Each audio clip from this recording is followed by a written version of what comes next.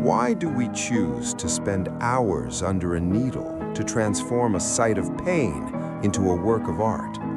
For many, a scar is a forced entry into their life story. Whether it is a surgical mark, the aftermath of domestic violence, or the remnants of self-inflicted wounds, a scar is often a map of something that happened to the body.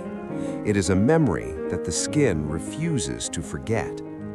For the deeply observant, a tattoo isn't an attempt to hide the past, it is an act of narrative agency.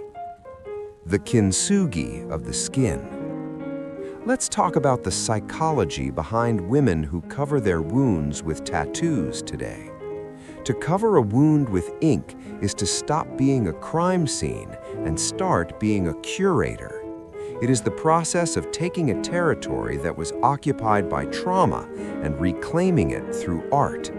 It's about the kintsugi of the flesh, marking the break with gold to show that the piece is now more beautiful for having been broken. Somatic reclamation. When a woman experiences trauma, she often becomes disembodied. The part of her body that was hurt feels like it no longer belongs to her. It belongs to the event that caused the wound. By choosing a tattoo, she is making a conscious, sovereign decision about her own skin. The pain of the tattoo needle is different from the pain of the wound. The needle is a chosen pain. It is a controlled experience that ends with a beautiful result.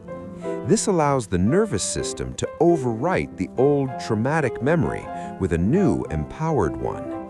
She is literally painting over the no of her past with a resounding yes of her own making. The boundary of ink. For many, the tattoo serves as a psychological boundary, the ink as armor. Scars can feel like they make us see-through. They invite questions we don't want to answer and glances we didn't ask for. A tattoo acts as a decorative shield. It changes the conversation. When someone looks at her now, they don't see a victim, they see a collector. They don't ask, "What happened to you?" They ask, "What does that represent?" This shift gives the woman the power to tell her story on her own terms, or not to tell it at all. The ink becomes the new skin, a chosen identity that sits on top of the history she didn't choose. Reauthoring the body.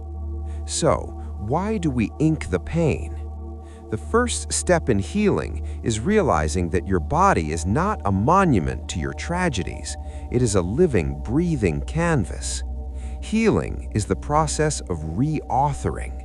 It is the radical act of finding beauty in the ruins. It is the somatic practice of touching a place that used to hurt and feeling something intentional there instead. It is telling that internal watcher, "This territory has been reclaimed. It is mine again." A woman with tattoos over her wounds is not covering up her history. She is finalizing it. She is closing the open file of her trauma and signing it with a flourish of color. For a moment, the needle stops. For a moment, the mirror reflects not a wound, but a masterpiece. There is just you here in the stillness, and for the first time, you are the one holding the pen.